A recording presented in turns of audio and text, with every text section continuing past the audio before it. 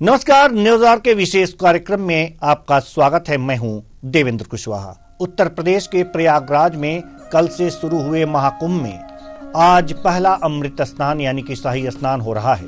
ब्रह्म मुहूर्त से साधु संतों के साथ ही आम भक्तों के संगम में डुबकी लगाने का क्रम जारी है। सुबह 7 बजे तक 1 करोड़ श्रद्धालुओं के डुबकी लगाने का अनुमान है। दिन भर में यह आंकड़ा 5 करोड़ तक पहुंच सकता है। पहले अमृत स्नान की शुरुआत 13 अखाड़ों के शाही स्नान के साथ हुई। हर अखाड़े के अमृत स्नान के लिए 30 से 40 मिनट का समय लगा। पहले अखाड़ों से स्नान किया, जिसके बाद आम भक्तों ने डुबकी लगाई। सीएम योगी आदित्यनाथ ने मकर संक्रांति की शुभकामनाएं दी हैं। उन्होंने कहा कि यह भगवान सूर्य के प्रति आभार व्यक्त करने का पर्व और उत्सव है। सनातन धर्म के अनुयायी देश के विभिन्न हिस्सों से इस पर्व को अलग अलग नामों से मनाते हैं। आज महाकुंभ के पहले अमृत स्नान का दिन है। देश और दुनिया में महाकुंभ के प्रति आकर्षण देखना अविश्वसनीय है। सोमवार को लगभग 1.75 करोड़ श्रद्धालु यानी कि 1,75,00,000 लाख श्रद्धालुओं ने त्रिवेणी संगम में डुबकी लगाई। सुनिए। भक्तों को मकर संक्रांति की हार्दिक बधाई देता हूं।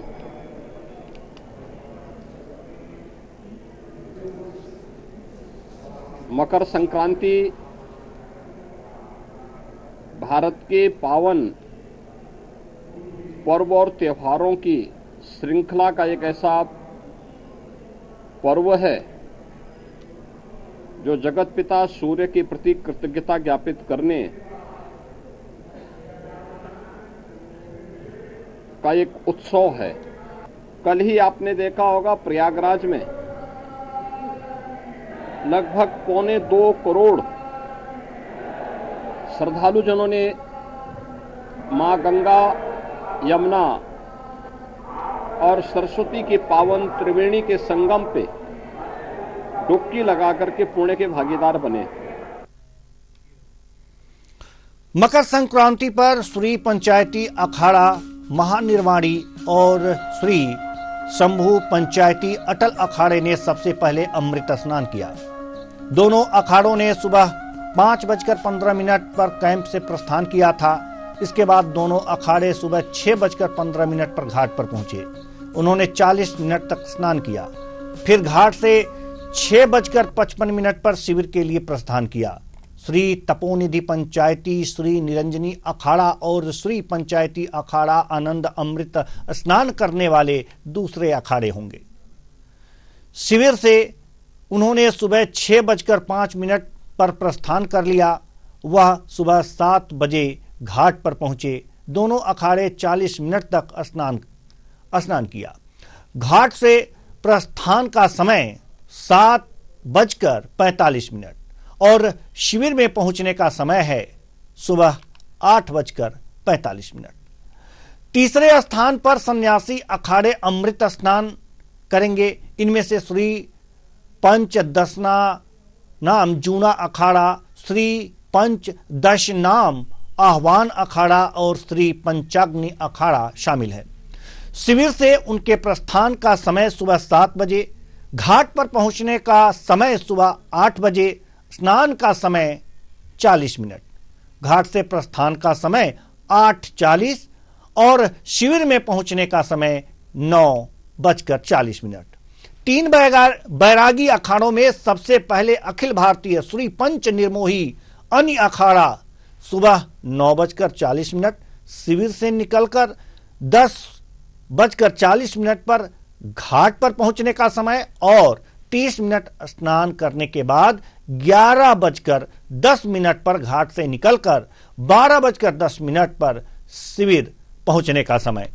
अखिल भारतीय श्री पंच दिगंबर अनि अखाड़ा सुबह 10:20 से शिविर से निकलकर 11:20 पर घाट पर पहुंचेगा और 50 मिनट स्नान करने के बाद 12:10 पर घाट से निकलकर 1:10 पर शिविर वापसी होगी।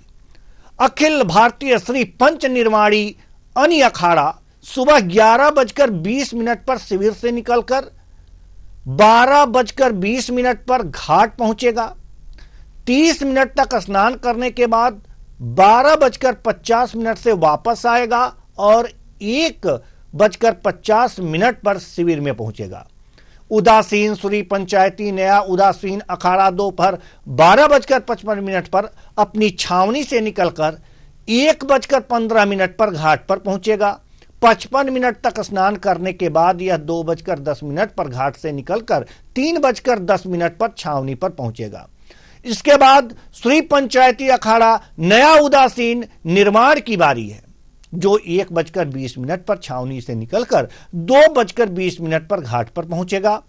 यहां 1 घंटे तक स्नान करने के बाद यह 3:20 पर घाट से निकलकर 4:20 पर छावनी पर पहुंचेगा। उसके बाद बात करें श्री पंचायती निर्मल अखाड़ा, सबसे आखिर में अमृत स्नान करेगा। यह अखाड़ा 2:40 पर छावनी से निकलकर 3:40 पर घाट पर पहुंचेगा। 40 मिनट तक स्नान के बाद यह 4:20 पर घाट से रवाना होगा और 5:20 पर शिविर में पहुंचेगा। घाटों और शिविरों पर विशेष तैयारियां की गई हैं। महाकुंभ प्रशासन ने सुनिश्चित किया है कि स्नान का यह क्रम परंपरागत सम्मान और अनुशासन के साथ पूरा हो। घाटों और कैंपों पर विशेष सुरक्षा और सुविधा की व्यवस्था की गई है। महाकुंभ 2025 के लिए यह स्नान धार्मिक और सांस्कृतिक परंपराओं का प्रतीक है, जो लाखों श्रद्धालुओं के लिए आस्था का केंद्र बनेगा। अब इन जिन अखाड़ों ने स्नान किया और जो पहुंच रहे हैं, उनका क्या कुछ कहना है प्रयागराज में, आइए पहले उनको सुन लेते हैं। कुछ भी नहीं है, उनके बड़े भाग है जो ये आते हैं, यात्रा करते हैं। जैसा पत्रकार है बड़े भाग्यशाली है, जो उसे देख रहे बड़े भाग्यशाली है। बाकी टीवी में हम क्या देख रहे हैं आजकल, अब देखते हैं लड़ रहे हैं, झगड़ रहे हैं। कोई भी चैनल खोलो, फिल्म देख लो, युद्ध युद्ध युद्ध युद्ध। केवल ये है जो शांति है, प्रेम है, इसको देखने मात्र से रोक अड़ जाते हैं। टीवी चैनल तो और भी है ना, उसको देखने से बीमारी आ जाती है। तो ऐसा और क्या होगा, इससे उत्तम क्या होगा। हमारे प्रधानमंत्री जी ने, मुख्यमंत्री जी ने, मतलब हमारी शास्त्रों के ऋषियों ने कितनी मेहनत करी होगी कि सारी दुनिया सुखी हो जाए, एकदम 7 करोड़ लोग हो जाए। बहुत बढ़िया दिव्यता का अनुभव होता है। भारतीय संस्कृति के गौरव को देख रहे हैं लोग, लाखों लोगों की, करोड़ों लोगों की भीड़ है। चारों तरफ से उत्साह है, हर्षोल्लास है। इस हर्षोल्लास में लोग ठंडी भूल गए, सर्दी भूल गए। रात के 2 बजे से प्रतीक्षा कर रहे हैं संतों के दर्शन करने के लिए।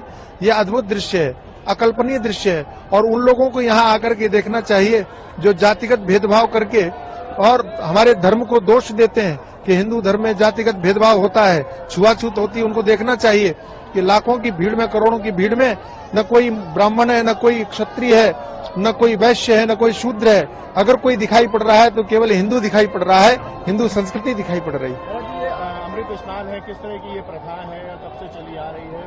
एक समय था दैत्य और दानवों का युद्ध होता रहता था। दैत्य हमेशा जीतते थे, वो देवता पराजित हो जाते थे। भगवान की कृपा से उन दोनों ने समुद्र मंथन करके अमृत निकालने का संकल्प किया, और अमृत निकलने के बाद में दोनों में युद्ध हुआ। और उस युद्ध के कारण जहां जहां वो अमृत की छींटे पड़े, वो प्रमुख रूप से स्थान हुए प्रयागराज, हरिद्वार, अवंतिकापुरी अथवा उज्जैन और नासिक, त्र्यंबकेश्वर। तो इन 4 स्थानों पर चूंकि अमृत की बूंदें पड़ी थी, इसलिए इसको कुंभ के रूप में मनाया जाता है। उन तिथियों में मनाया जाता है, और इसीलिए इस बार अखाड़ा परिषद और सरकार दोनों ने ही पुरानी परंपरा को बदलते हुए, जो भूलवश शाही स्नान के रूप में मानी गई थी, उसको अब चूंकि इसका संबंध अमृत से है, इसलिए इसका नाम अमृत स्नान दिया गया।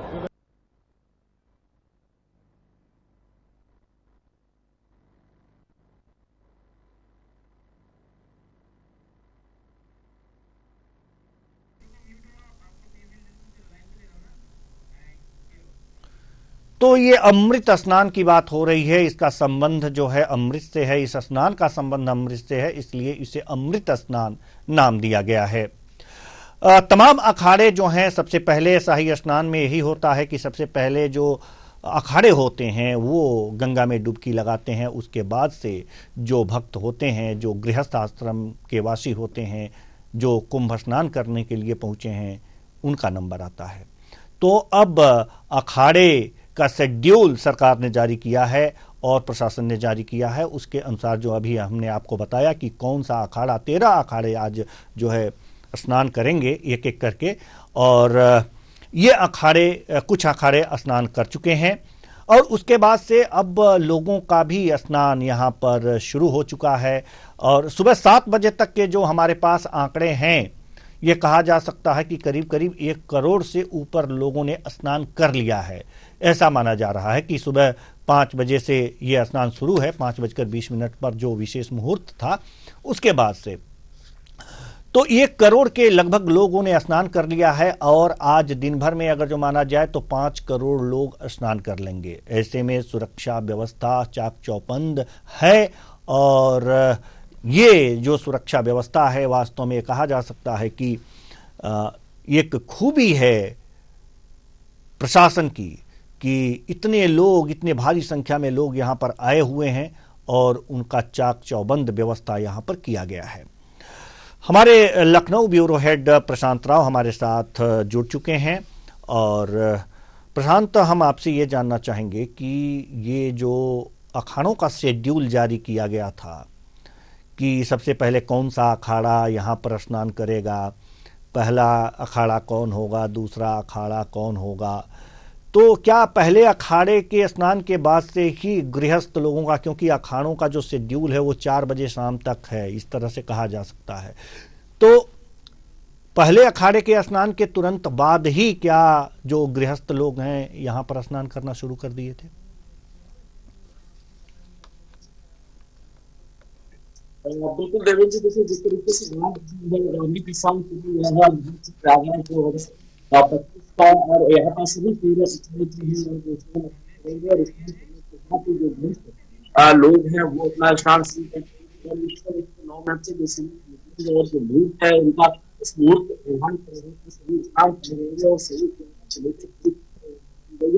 शासन की तरफ से की जाए तो चाक चौबंद व्यवस्था कर रखी है कि ताकि किसी भी आम व्यक्ति को कोई बड़े परेशानी ना हो। उसका विशेष क्या है तो वही जो संत है, मंत है, उनको कोई परेशानी न हो और जिस तरीके से जो पारंपरिक व्यवस्था यहाँ पर अभी से होती आई है उस पर विशेष ध्यान दिया गया है। इसीलिए प्रशासन की तरफ से सभी स्थानों के लिए वाली सीमा की गई है, समय तय किया जी प्रशांत जी, आपकी आवाज हम तक अच्छी तरह से नहीं आ पा रही है, इसलिए हम आपको रोकना चाहेंगे। थोड़ी देर बाद आपसे संपर्क हम करेंगे। हमारे साथ प्रयागराज से नन्हे सिंह और प्रयागराज से ही प्रदीप चौबे हमारे साथ, हमारे संवाददाता जुड़े हुए हैं। सबसे पहले हम रुख करेंगे प्रदीप चौबे की तरफ। प्रदीप चौबे जी के पीछे कुछ लोग नजर आ रहे हैं, शायद वो कुंभ में स्नान करने वाले लोगों के बीच हैं। जी प्रदीप, हम आपसे ये जानना चाहते हैं कि गृहस्थ लोगों का स्नान कब से शुरू हुआ और उसके लिए क्या क्या व्यवस्थाएं हैं? क्या अखाड़े जहां पर स्नान कर रहे हैं उनसे अलग इनकी कोई व्यवस्था की गई है? यहाँ पे जो गृहस्थ लोग हैं उनके स्नान के लिए अलग से व्यवस्था की गई है। जो अखाड़े से जुड़े हुए साधु संत महंत हैं उनके लिए अलग की गई है। लेकिन जो 1 करोड़ों श्रद्धालु आज पहुंचे हैं संगम में, अगर बात करें व्यवस्थाओं की तो भीड़ के चलते जो उनके लिए अलग रूट तैयार किया गया था, उस रूट में भी आम श्रद्धालु घुस करके और स्नान घाट तक पहुंचे हैं, जिस वजह से कुछ महंत जी लोगों को घाट तक पहुंचने में दिक्कत हुई। हालांकि प्रशासन के लोगों ने व्यवस्था को संभाल रखा है और लोगों से अपील। तो चलिए, प्रदीप चौबे से हमारा संपर्क टूट गया है। प्रयागराज में अभी उपस्थित हैं हमारे संवाददाता नन्हे सिंह। नन्हे, हम आपसे जानना चाहते हैं कि क्या कुछ आज की व्यवस्थाएं हैं और कब से जो प्रशासन जो है लगा हुआ है स्नान करने और कराने की व्यवस्थाओं में? जी नन्हे। जो संगम, जी आवाज आ रही है सर? जी जी जी। हेलो जी, आपकी आवाज आ रही है। प्रयागराज के त्रिवेणी संगम पे जो लाखों श्रद्धालु है, भारी बरसात की वजह से जिस तरह देखा जाए यहाँ त्रिवेणी संगम पे जो है काफी गलन के साथ यहाँ जो श्रद्धालु है करोड़ों की संख्या में वो आ चुके हैं। पौष पूर्णिमा के बाद से ही वो आना शुरू हुए थे। पौष पूर्णिमा के स्नान जो किए थे वो भी अभी यहाँ रुके हुए हैं। उनके आने के बाद यहाँ जो अन्य श्रद्धालु है वो 13 अखाड़ों की जो शाही स्नान है वो चल रहा है। अमृत स्नान के देखा जाए, जिस तरह बात किया जाए, यहाँ जो साधुओं का जो समय शेड्यूल निर्धारित किया गया है, आज मकर संक्रांति है, शाही स्नान है, पहला शाही स्नान है, कल जो की पौष पूर्णिमा था। हालांकि बात जब मकर संक्रांति में जो पुलिस ने जो व्यवस्था की है एआई कैमरे की तरह से, जो यहाँ भोटवाल पुलिस है और जो यहाँ घाटों पे जो है जिस तरह से डीआरएफ एसडीआरएफ की जो है फोर्स मौजूद है, उनके साथ साथ यहाँ काफी संख्या में आप कह सकते हैं जो त्रिवेणी संगम है वो पूरी तरह श्रद्धालुओं के लिए था। रात में जो काफी श्रद्धालु थे संगम तट पर ही रुके थे और यहाँ जो है जिस तरह से लाइट की व्यवस्था की गई थी, चेकपॉइंट व्यवस्था की गई, यहाँ जो व्यवस्थाएं थी वो जो है श्रद्धालुओं ने दिव्य भव्य का सराहना किया। और देखा जाए जिस तरह से यहाँ जो बाहरी विदेश के श्रद्धालु भी वो आ चुके हैं काफी संख्या में, और जिस तरह से प्रदेश के अन्य प्रदेशों से जो श्रद्धालु हैं काफी संख्या में वो खुश नजर आ रहा है। युवा भी बढ़ चढ़ करके स्नान कर रहे हैं। देखा जाए जिस तरह से मकर संक्रांति मैंने आपके पीछे जो है कुछ प्रशासन, पुलिस प्रशासन के लोग वहां पर दिखाई दे रहे हैं। जाहिर सी बात है कि यहाँ पर जो व्यवस्थाएं हैं उनको ये लोग सुचारू रूप से किए होंगे और उसी में लगे होंगे, तो इनसे भी अगर जो बात कर सकते हैं तो बात करिए। ये प्रशासन के लोग हैं पूरी तरह से मुस्तैद है और इनकी जो है इतनी गलन और ठंड के बाद भी कह सकते हैं पुलिस का भी कल्पवास, जिस तरह से न्यूज हाउस ने दिखाया था पुलिस का कल्पवास, पुलिस भी यहाँ जो है कल्पवास सेवा भाव से कर रही है और यहाँ लगातार जो है 24 घंटे यहाँ निरंतर जो है सुरक्षा में लगातार प्रयास कर रही है। देखा जाए बैरिकेड के साथ साथ जिस तरह से करोड़ों की सुरक्षा में श्रद्धालु आते हैं यहाँ, क्योंकि लाइन ऑर्डर का यहाँ कोई वो नहीं होता। यहाँ पुलिस कर्मियों को जो है जिस तरह से यहाँ ट्रेनिंग दी जाती है, किसी श्रद्धालु को कोई दिक्कत न आने पाए, और इस तरह से जो श्रद्धालु है वो पुलिस कर्मियों का भी आभार व्यक्त करते हैं। जो पुलिस कर्मी है वो काफी संख्या में वो जो है सेवा भाव से यहाँ जो श्रद्धालु है उनको इंडिकेट करते हैं कि आपको इधर जाना है, आपको उधर जाना है, आपको ये रास्ते हैं, वो पूरी तरह से तत्परता के साथ दिखाते रहते हैं।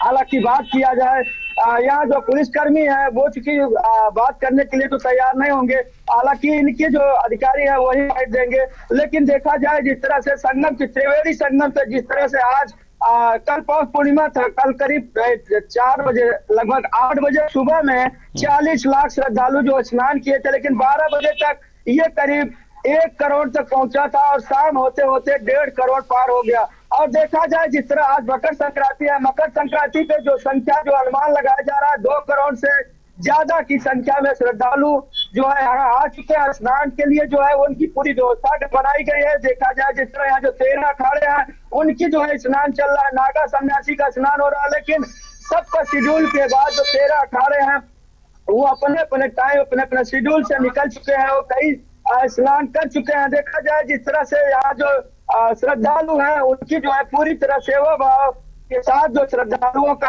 आस्था का जो एक तरह कह सकते हैं कि एक हुजूम है वो जो आज उमड़ पड़ा है। और जो श्रद्धालु है वो चूंकि आज जिस तरह से कह सकते हैं कि प्रयागराज के संगम तट पर आज मकर संक्रांति की वजह से आज उनको जो है तिल का दान और जो है दान स्नान का जो है विशेष पर्व महत्व बताया जाता है। आज सूर्य जो है अपने पुत्र शनि से मिलने भी आते हैं, ये जो है कहा जाता है पौराणिक कथाओं में। लेकिन देखा जाए जिस तरह से प्रयागराज के त्रिवेणी संगम में जो आस्था का हुजूम है वो देखने को मिल रहा है और ये जो काफी संख्या में देश विदेश से जो संत आए हैं और संतों का शेड्यूल के बाद देखा जाए तरह से त्रिवेणी संगम पर आज संख्या में जो श्रद्धालु है कल्पवासी है, कल्पवासियों का जो है चूंकि आज कल्पवासियों के इसके बाद ही स्नान पर्व स्टार्ट होगा, चूंकि पहले 13 अखाड़े स्नान करेंगे, स्नान के बाद यहाँ जो श्रद्धालु है कल्पवासी है उनको अलग अलग स्नान के घाट बनाए गए हैं। घाट पूरी तरह से 750 यहाँ तैयार है, लेकिन यहाँ जो चेक पोस्ट है, जो यहाँ के जो जल पुलिस बोर्ड है वो पूरी तरह तत्पर है।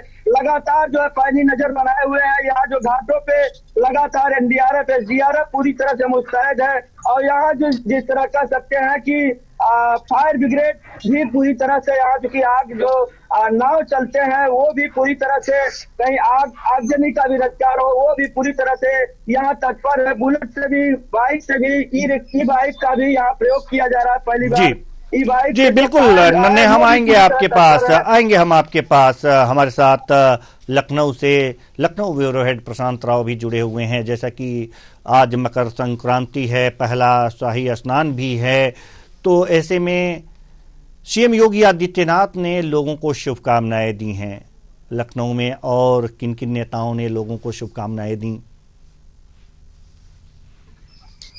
बिल्कुल देवेंद्र जी, देखिए उत्तर प्रदेश के योगी आदित्यनाथ ने मकर संक्रांति पर सभी प्रदेशवासियों और देशवासियों को उन्होंने बधाई दी, सभी की सुख समृद्धि की कामना की है, विकास की उन्होंने कामना की है। सभी के उज्जवल भविष्य की कामनाओं के साथ मुख्यमंत्री योगी आदित्यनाथ ने मकर संक्रांति पर जो हमारा शुभ योग शुरू होता है, श्री गणेश के जो कार्य शुरू होते हैं, उसको लेकर मुख्यमंत्री योगी आदित्यनाथ ने सभी को आज शुभकामनाओं के साथ जो है उनके उज्जवल भविष्य के लिए, उनकी सुख समृद्धि के लिए, उनकी तरक्की के लिए आज उन्होंने कामना की है, सभी को स्वास्थ्य की कामना की है। निश्चित तौर से उत्तर प्रदेश के महाकुंभ नगर यानी कि प्रयागराज में महाकुंभ का आयोजन हो रहा है और 2025 का ये आयोजन महान और विशाल, दिव्य, भव्य और डिजिटल कुंभ का आयोजन उत्तर प्रदेश के मुख्यमंत्री योगी आदित्यनाथ के द्वारा यहाँ पर हो रहा है। देखिए, आज जो शाही स्नान शब्द दिया गया था वो अब खत्म हो गया है। सभी 13 अखाड़ों में सर्वसम्मत से इसे अमृत स्नान का नाम दिया है। और ये अमृत स्नान इसलिए भी है कि जिस समय जो देवता और राक्षस दोनों ने जो यहाँ पर समुद्र मंथन करते हुए जो ये अमृत पाया था और अमृत की बूंदें जहाँ जहाँ गिरी वहां पर महाकुंभ का आयोजन होता है। तो ऐसे में प्रयागराज का भी शुभ पूर्ण कर्म था कि यहाँ पे वो बूंदें गिरी थी। आज इसी के अवसर पर क्योंकि माँ गंगा यहीं पर आकर मिली थी, कई पौराणिक तथ्य इसमें यह भी है कि माँ गंगा से जब वरदान लिया गया तो वो भागीरथी के पीछे यहाँ चलकर आई थी और यहीं पे आके संगम में माँ गंगा जो है मिली थी आके। यह भी तथ्य है, इसलिए भी यहाँ पर संगम में जो है महाकुंभ का आयोजन होता है। दूसरी तरफ राक्षसों और देवताओं के बीच युद्ध के बाद जो अमृत निकला था उसकी भूमि यहाँ गिरी थी। तो ये जो पवित्रपूर्ण स्थल है, आज यहाँ लोग भारी संख्या में यहाँ उमड़े हैं और ये श्रद्धालु जो है करीब 144 साल बाद खगोलीय नक्षत्रों के आधार पर जिस तरीके से वो समय योग बना है, जो बताया जा रहा है कि अमृत मंथन के दौरान बना था, उसी तरीके का यह भी संयोग है। इसीलिए लोग भारी संख्या में यहाँ स्नान करने आ रहे हैं। और कल जिस तरीके से यहाँ पर एक रिकॉर्ड टूटा है अब तक का कि 1,60,00,000 से भी ज्यादा श्रद्धालुओं ने 4 बजे तक प्रयागराज में डुबकी लगाई थी पूर्ण कर्मफल पाने को लेकर। तो ऐसे ही आज एक बड़ा रिकॉर्ड टूटने वाला है। अनुमानित आंकड़ों के आधार पर जिस तरीके से देखा जा रहा है कि इस बार जो है करीब आज की बात की जाए तो 4 से 5 करोड़ से ज्यादा श्रद्धालु जो है मकर संक्रांति पर प्रयागराज पहुंच रहे हैं। हालांकि प्रशासनिक तौर पर देखा जाए कि अभी जिस तरीके के आंकड़े निकल कर आ रहे हैं वो 1 करोड़ से ज्यादा के निकल कर आ रहे हैं कि 1 करोड़ से ज्यादा श्रद्धालु जो है सुबह 8 बजे 8:30 बजे का जो शुभ मुहूर्त है उसमें वो स्नान करेंगे। ऐसे में भारी संख्याओं को देखते हुए अनुमानित आंकड़ा बहुत ज्यादा हो रहा है। प्रशासन ने सभी जगह चप्पे चप्पे पर अपनी सुरक्षा व्यवस्था मौजूद रखी है।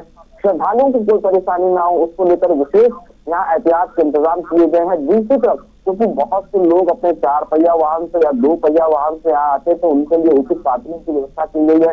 हालांकि उन्हें बहुत पैदल चलना पड़ रहा है, लेकिन उनकी सुरक्षा की दृष्टिगत रखते हुए और भारी संख्या में आए हुए श्रद्धालुओं की सुरक्षा को देखते हुए इस तरीके से फैसले लिए गए हैं कि स्थानीय प्रशासन ने जो वहाँ यातायात के नियमों में फेरबदल करते हुए या फिर पार्किंग की व्यवस्थाओं में फेरबदल करते हुए उन्होंने इस तरीके का प्रतिबंध आम लोगों के लिए ये जो प्रतिबंध कर दिया है उसका मकसद यह है कि आम लोगों को किसी प्रकार से परेशानी ना हो। खासकर क्योंकि आज अमृत स्नान होने जा रहा है, सभी 13 जो अखाड़े हैं वो आज स्नान करेंगे और प्रशासन की तरफ से इन सभी 13 अखाड़ों को यहाँ एक समय सारणी दी गई है। उस समय सारणी के अनुसार ही वे लोग स्नान करेंगे। उसका मुख्य उद्देश्य है कि सभी संतों, गुरुओं, महापुरुषों की जो सम्मान और प्रतिष्ठा बनी रहे, क्योंकि ये जो काल आता है वो 12 वर्ष में एक बार आता है। तो ऐसे में संतों का सम्मान, उनकी परंपराओं का भी उत्तर प्रदेश के मुख्यमंत्री योगी आदित्यनाथ ने यहाँ पर पूरा ख्याल रखा है। प्रशासन को इस बारे में उन्होंने सख्त हिदायत दी है। किसी भी संत गुरु का कोई भी वहाँ पर जो उनकी पारंपरिक विधियां रीतियां होती हैं उसमें अड़चन ना आए, प्रशासन जितने चाहे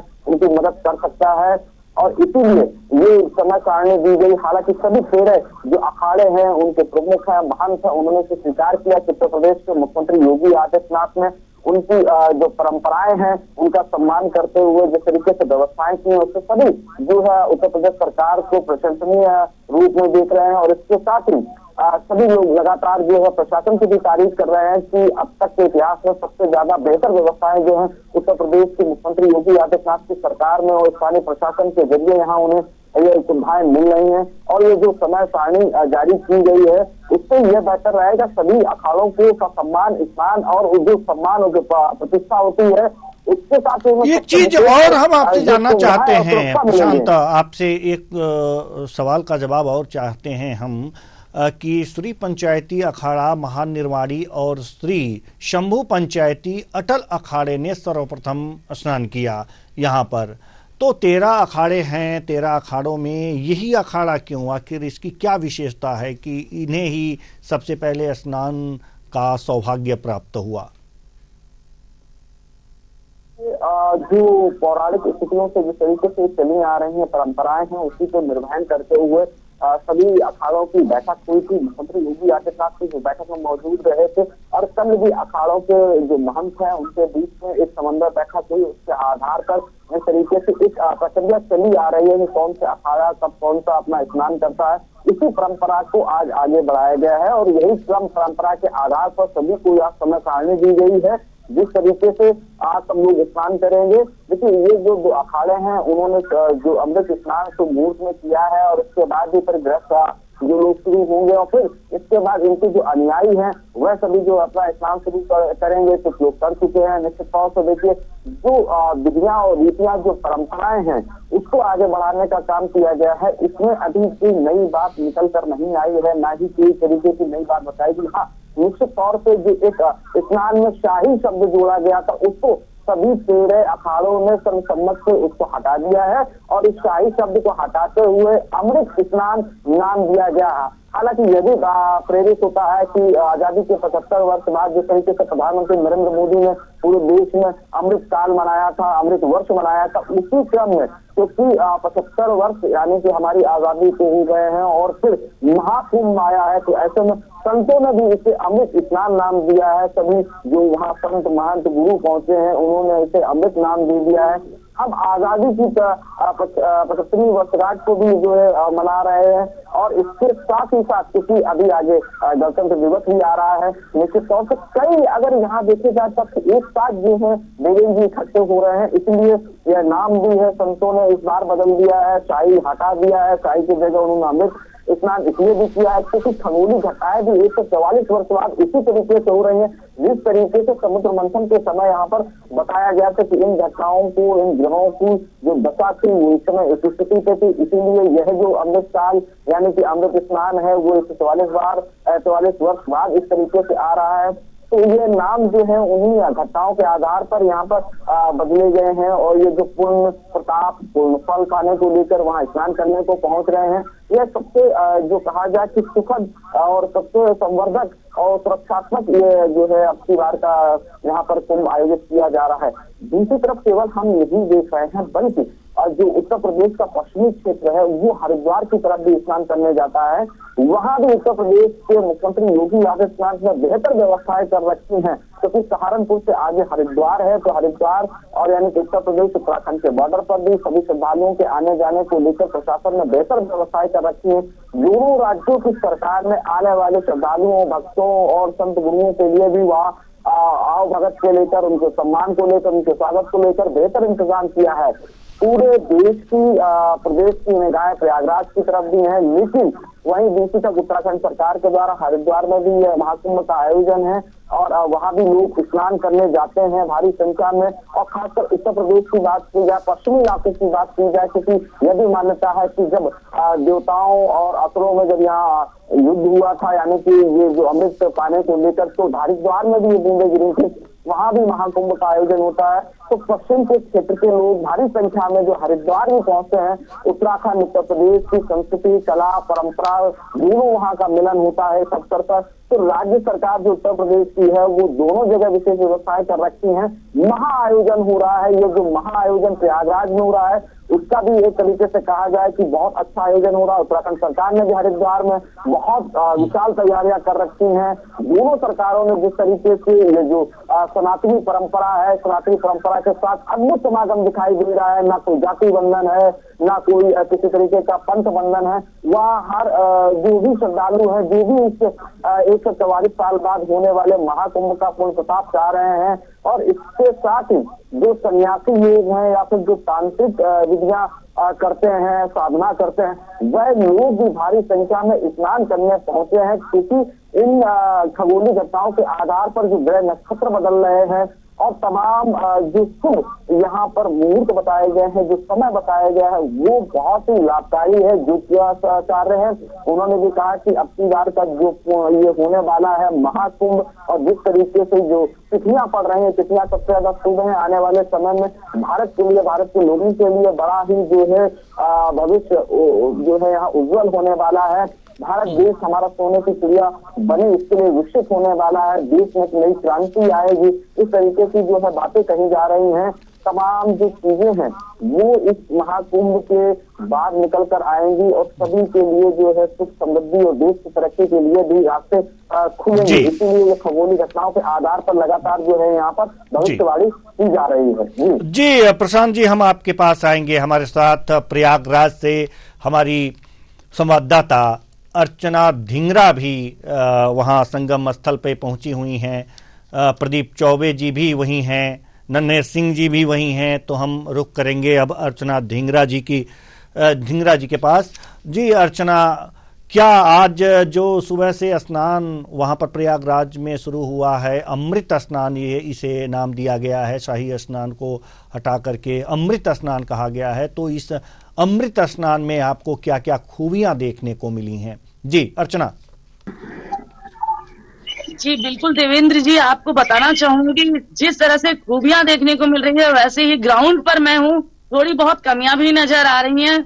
यहाँ पर आपको बता दें कि अमृत की बूंद जो आज 144 वर्षों बाद जो मुहूर्त पड़ा है, वो वही सेम मुहूर्त पड़ा है जब समुद्र मंथन हुआ था, जब भगवान और राक्षसों ने समुद्र मंथन किया था, जो अमृत निकला था, अमृत की जो बूंद 4 जगह पड़ी थी, वो अमृत की बूंद आज के दिन पड़ी थी। इसलिए कुंभ मनाया जाता है और कुंभ को एक पर्व का भी दिया गया है।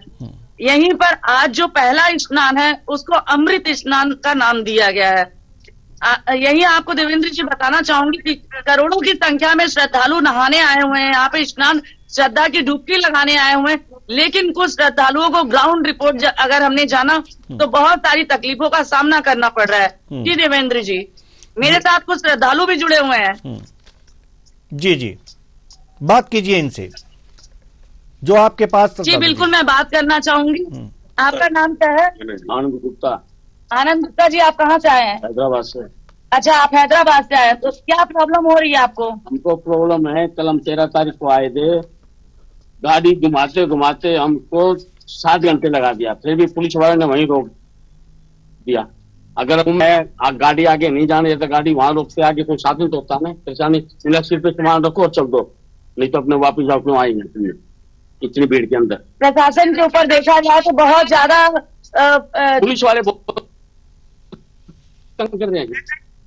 इधर जाओ, उस रोड जाओ, इस रोड जाओ, इस रोड जाओ, घुमाते घुमाते 4 घंटे 5 घंटे लगते। अभी आए यहाँ पे इस घाट पर कब से आए हैं?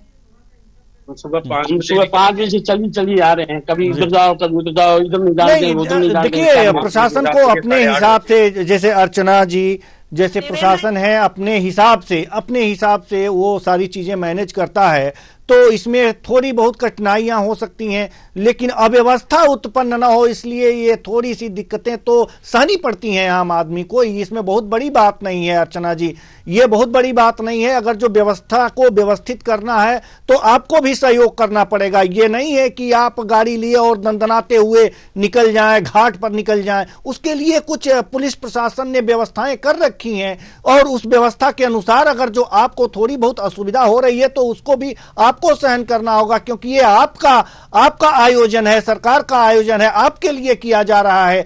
अगर आप सिर्फ अपनी ही परेशानियों को देखेंगे तो आपके वजह से जो दूसरी परेशानियां उत्पन्न हो जाएंगी उसका क्या होगा। तो थोड़ा इस तरफ भी ध्यान देना होगा, क्योंकि ये आपका आयोजन है, आप जा रहे हैं, तो जैसे आपके लिए थोड़ी बहुत दिक्कतें हो सकती हैं, तो आप अगर जो अपनी दिक्कत नहीं सहना चाहते हैं तो आप दूसरों के लिए सबसे ज्यादा दिक्कत पैदा कर देंगे। तो इतना तो सहना ही पड़ेगा, पुलिस प्रशासन का सहयोग तो आपको करना ही पड़ेगा।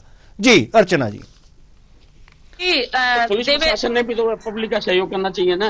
जी बिल्कुल देवेंद्र जी, मैं यही आपको बताना चाहूंगी कि जैसे कि कुछ बुजुर्ग हैं और कुछ बच्चे हैं जो दिन से चला नहीं जाता, जैसे कि इनका कहना है कि और भी जगह कुंभ हुए तो वहाँ पे बुजुर्गों के लिए भी व्यवस्थाएं थी, बस वो व्यवस्थाएं यहाँ नजर नहीं आ रही हैं। बाकी बहुत अच्छी योगी सरकार द्वारा बहुत अच्छी सुविधाएं दी गई हैं। जी आपके साथ कुछ महिलाएं भी हैं, आपके अगल बगल दिखाई दे रही हैं, इनसे भी बात कीजिए। कैसा लग रहा है स्नान करके, कितना ऊर्जावान महसूस कर रही हैं अपने आप को?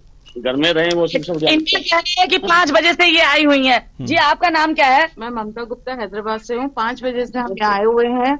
हमारा संगम तक तो हम पहुंच ही नहीं पा रहे, संगम से भी 7 से 8 किलोमीटर पहले हमें स्नान करवाया जा रहा है, तो ये चीज थोड़ी सी सही नहीं लगी। जो घाट है, जो घाट बना हुआ है, जो अखाड़े हैं, उसके अनुसार ही आपको स्नान करना होगा, जो व्यवस्थाएं बनाई गई हैं। अब आप प्रयागराज में पहुंची हैं, अच्छी बात है, प्रयागराज में पहुंची हैं और जहां पर आप पहुंची हैं वो पूरी पवित्र भूमि है। स्नान कीजिए, ध्यान कीजिए।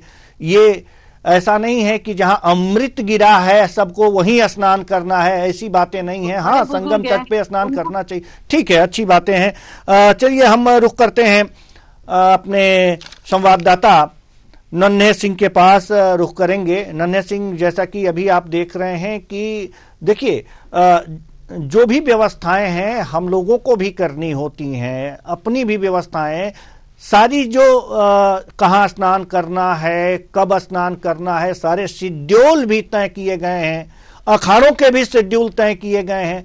तो थोड़ी बहुत अगर जो दिक्कतें आती हैं तो उसे अपने स्वीकार करना चाहिए। क्या लगता है आपको कि हम कोई दिक्कत ना हो, आराम से चले जाएं बैठ करके, और पुलिस प्रशासन हमें डुबकी भी लगवा दे, निकाल दे? क्या ऐसा लोग सोच रहे हैं क्या जो यहाँ से जा रहे हैं? जी देखा जाए जिस तरह से जो 13 अखाड़े हैं उनका समय शेड्यूल तय है और 9:30 बजे तक इनका स्नान का एक समय है, और इनके शिविर में आते आते करीब करीब ये 12 घंटे से ज्यादा भी लग सकते हैं। क्योंकि अगर ये शिविर जब इनका चलता है, इनके काफी जो है जितने संत हैं, महंत हैं, महामंडलेश्वर हैं, सभी अखाड़ों के अगर निकलते हैं, उनकी अगर स्नान करते हैं तो स्नान में काफी संख्या में लोग रहेंगे उनके साथ। तो इस तरह से जो अन्य श्रद्धालु है उनके लिए अलग से व्यवस्थाएं की गई है। जो स्नान पर्व पे इसीलिए जो है पुलिस को काफी मुस्तैद करना पड़ता है, पुलिस भी उसमें काफी तरह से मुस्तैद रहती है। हालांकि पुलिस कर्मियों को भी अपनी ड्यूटी देखनी होती है। पुलिस कर्मी अगर जहां करोड़ों की संख्या में श्रद्धालु हो, अगर वहां अगर 1-2 को इस तरह से करेंगे तो भगदड़ भी बच सकती है। और पुलिस कर्मियों को लगातार जो है इस तरह से सुरक्षा की दृष्टि से उनकी सुरक्षा भी करनी है, स्नान भी कराना है। और देखा जाए जो ड्रोन कैमरे हैं, ड्रोन कैमरे से जो है उनकी निगरानी की जा रही है, AI कैमरे से निगरानी की जा रही है। पुलिस कर्मी हर चप्पे पे मौजूद है और हर चौराहे पे बैरिकेडिंग कर रहे हैं। बैरिकेडिंग के साथ साथ देखा जाए जो श्रद्धालु होते हैं वो बाहर से ज्यादातर आते हैं, उनको जानकारी नहीं होती किस जगह किस सेक्टर में क्या व्यवस्थाएं की गई है, हमें जाना किधर है, रूट किधर है। तो वो सब भी पुलिस कर्मियों को भी इंगित किया गया, उनकी प्रशिक्षण दिया गया, ट्रेनिंग दी गई है। जिस तरह देखा जाए रेलवे ने भी पूरी तरह से मुस्तैदी की। अगर रेल लाइन से अगर उतर रहा है तो रेलवे ने अपने कर्मचारियों को हर चौराहे पे इंडिकेटर के लिए वहाँ खड़ा किया है, वहाँ दिशा निर्देश दे रहा है। और देखा जाए जो इस तरह से यहाँ बस स्टैंड है, बस स्टैंड से भी वहाँ कर्मचारी परिवहन विभाग के भी पूरी तरह मुस्तैद है। हालांकि इतने संख्या में जो 45 करोड़ से ज्यादा श्रद्धालुओं के यहाँ स्नान करने की व्यवस्था की गई है, उसके लिए जो है जी नन्हे, हम आपके पास आएंगे। अर्चना ढींगरा जी के पास हम रुख करना चाहेंगे। अर्चना ढींगरा जी के पास बहुत से लोग इकट्ठे हो गए हैं, कुछ कहना चाह रहे हैं, कुछ बातचीत करना है उन्हें। जी अर्चना ढींगरा जी। जैसे हमारे साथ एक बुजुर्ग जुड़े हुए हैं, उन्होंने बहुत तारीफ की और बताया कि संगम दूर है लेकिन बहुत अच्छी व्यवस्थाएं है। चलिए हम व्यवस्था अच्छी है जी, व्यवस्था अच्छी है, इसमें किसी बात की कोई कमी नहीं है।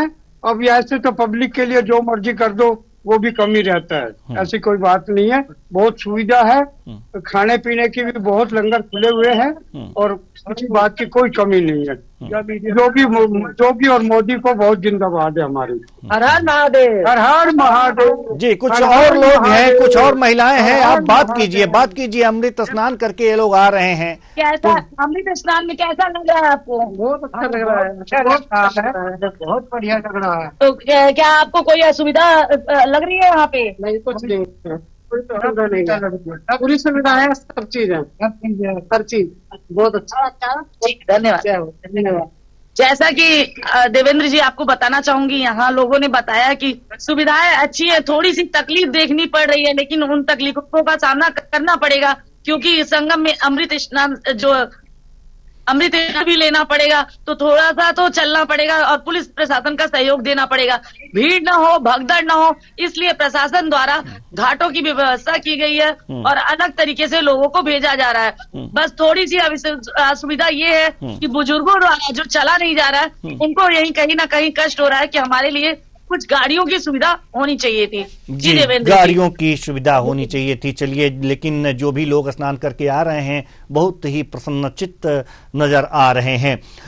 एक अंतिम सवाल लेना चाहेंगे प्रशांत राव जी आपसे कि आखिर में चाहे कितना ही व्यवस्था कर ली जाए, चाहे घर का ही कोई आयोजन हो, कुछ न कुछ जरूर थोड़ी बहुत खामियां रहती हैं, तो उसको अपने मैनेज किया जाता है, सारे आयोजक के ही भरोसे नहीं रहा जाता। तो क्या लगता है आपको कि कुछ इस मानसिकता से भी लोग जा रहे हैं कि नहीं, हमें प्रशासन ले जा करके डुबकी लगवा देगा संगम में?